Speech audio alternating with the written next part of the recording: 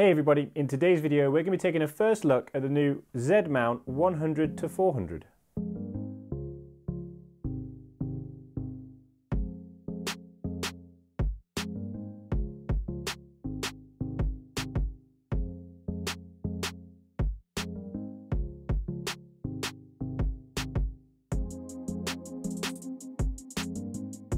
So in this first look video of the 100 to 400, we're going to be covering the general questions that people have about a new lens. So we'll look at some of the specifications. We'll also look at its size and weight compared to other lenses, and I've shot some comparison shots side by side to show you its size.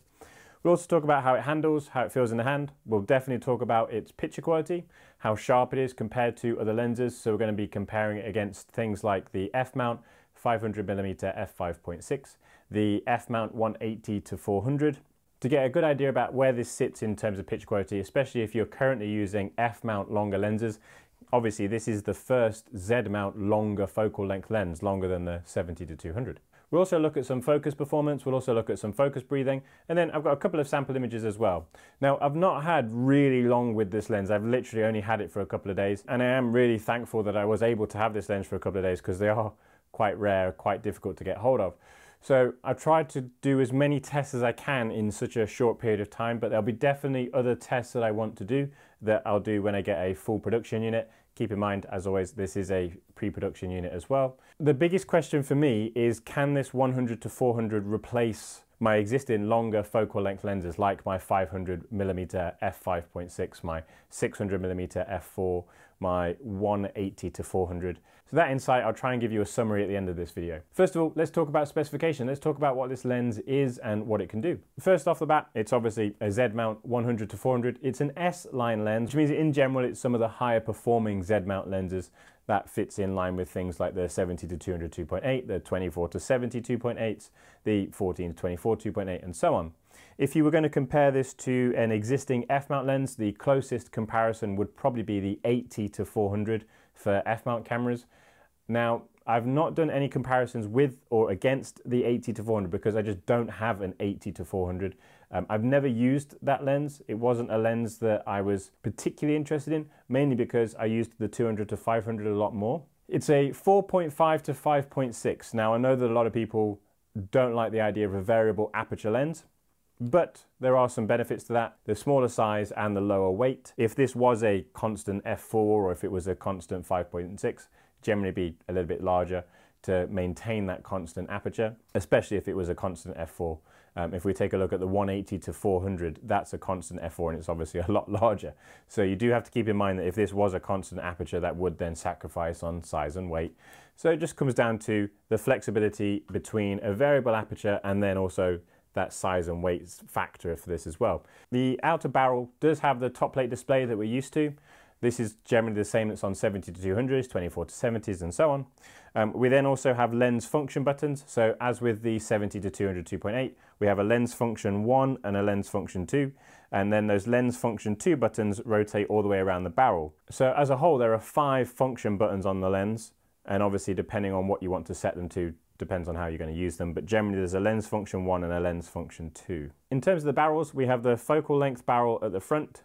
We then have the manual focusing ring behind that, and then behind that again we have a function ring. This function ring is customizable with different features depending on what you want to assign it to. We then have a rotatable collar. So this collar can be freely rotated around the lens. There's no limitation to that, and you can obviously have a tighten screw to tighten it up, but you cannot remove the collar. You can only remove the foot. This is the same as it was with the 70 to 200 2.8. One thing that some of you might be interested in, especially those of you who like to buy replacement feet or Arca Swiss feet, the foot on the 100 to 400 is the same foot that's on the 70 to 200 2.8 Z mount lens. So if you've got a Z mount 70 to 200 2.8 and you've already bought an Arca Swiss foot for that lens, that will then attach and fit without any issues. So definitely something that's worth keeping in mind. Inside the dial on the collar, you'll also find the Kensington lock, which is the same as with that 70 to 200 2.8 as well. This lens does borrow a lot of things from the 70 to 200 2.8. Right at the end of the lens, we do have our autofocus and manual focusing switch. And then we have our focusing range switch, so we can keep our lens in a full range, or we could set it to 3 meters to infinity. So this is particularly useful if you know that you're only shooting subjects from that 3 meter range all the way to infinity. The lens does have VR built in.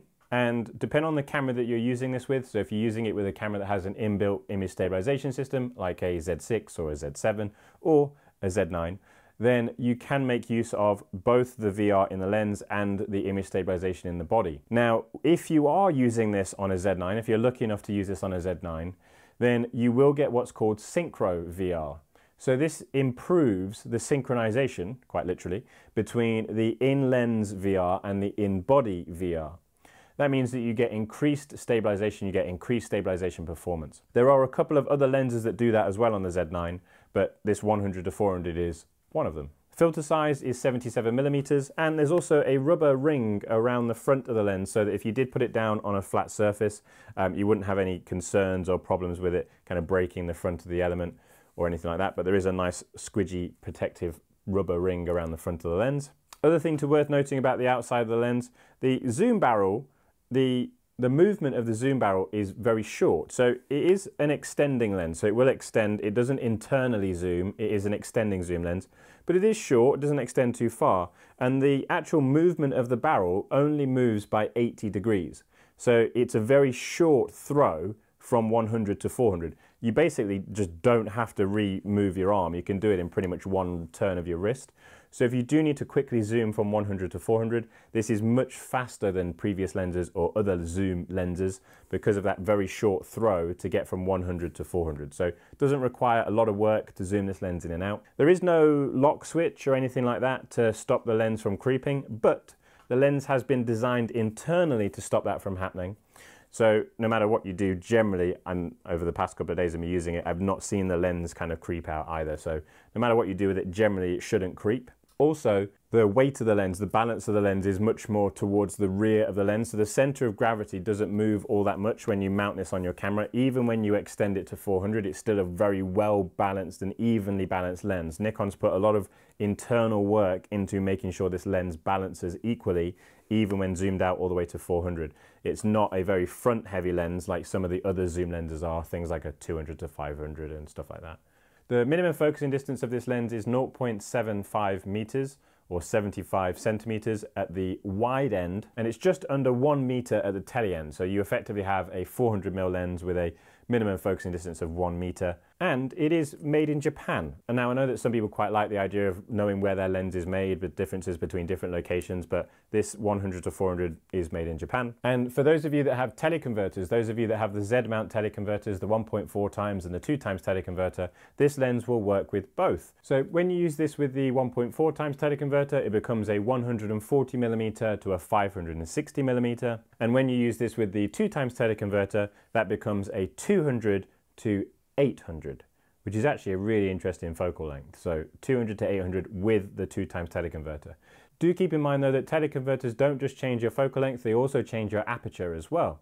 So this being a 5.6 at the long end, with a 1.4 times teleconverter applied, it becomes a 560mm f8. So it's a 140 to 560 f8. And then do keep in mind that when you're using that 2 times converter at the long end, it becomes an f11. So please do keep that in mind. It does get a little bit dark, but obviously newer cameras, better at higher ISO performance, and mirrorless cameras can still focus at that as well.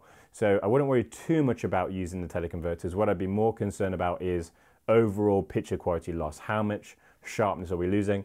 And I'll show you some examples of that very shortly. But you can use the 1.4 times and the 2 times teleconverters, Z mount teleconverters, on this lens if you want to. It only weighs just over 1,355 grams.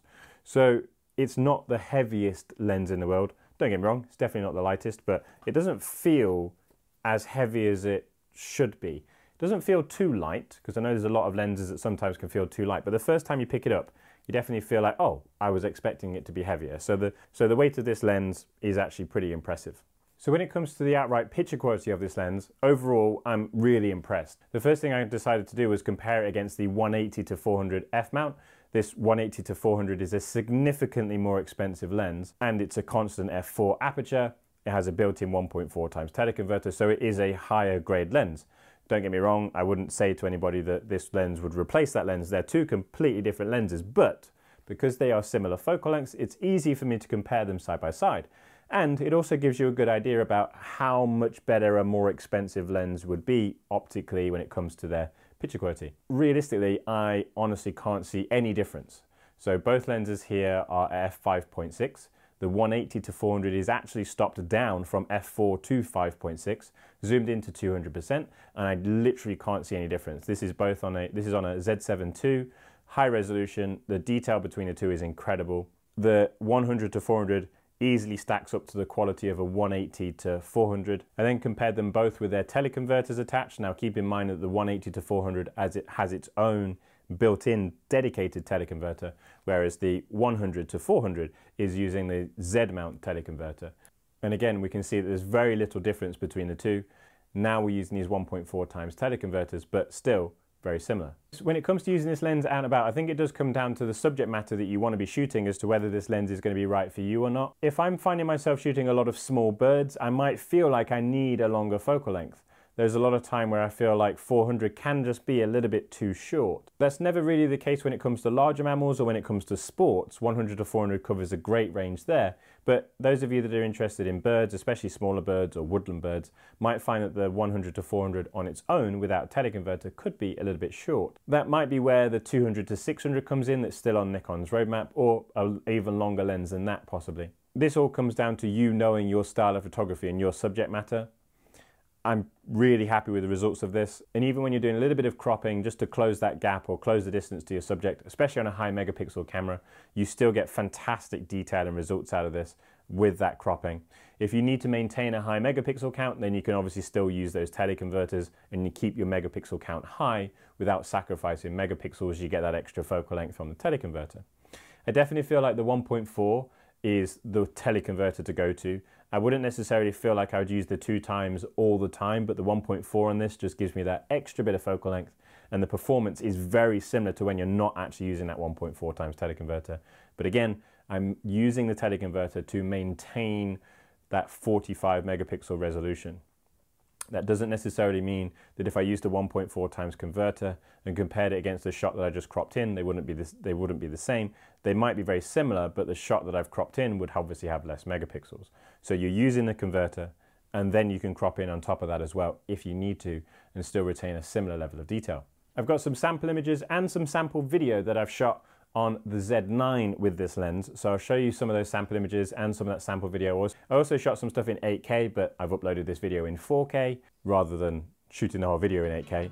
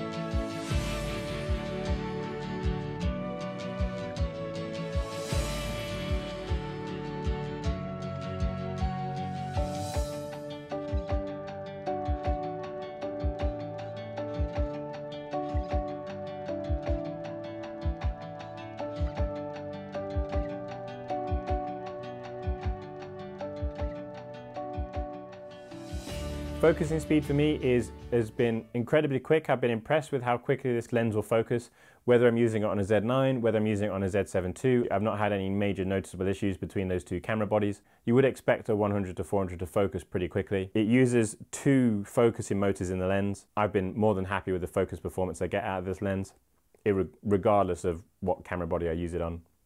When it comes to video, the 100-400, like other Z-mount lenses, doesn't exhibit any focus breathing. It's actually really difficult to see any focus breathing in this lens. Nikon's definitely still thought about breathing. They've still thought about making sure the autofocusing motors are completely silent. So not only is this lens designed for stills, but also designed incredibly well for video as well. It's a good all-round lens for both of those use cases if you need that longer focal length. So in summary, I think this lens, from an optical standpoint, from a picture quality standpoint, I'm quite happy to say that this is one of the best zoom lenses that I've seen to stand up to the 180-400 in terms of picture quality, but yet be significantly lower in price point. It goes to show how good this lens is from a picture quality standpoint. I think for most people who need a little bit of extra reach, this is going to be their lens that they would go to. It just makes sense for those people who need to shoot within that 100-400 range. I do, however, feel like from some wildlife photographer perspectives, that the 100-400 might be a little bit short. It could definitely be worth looking at the 100-400 with a teleconverter, and that might give you what you need, but keep in mind that that then takes it to an F8 and so on. So it becomes a little bit less desirable.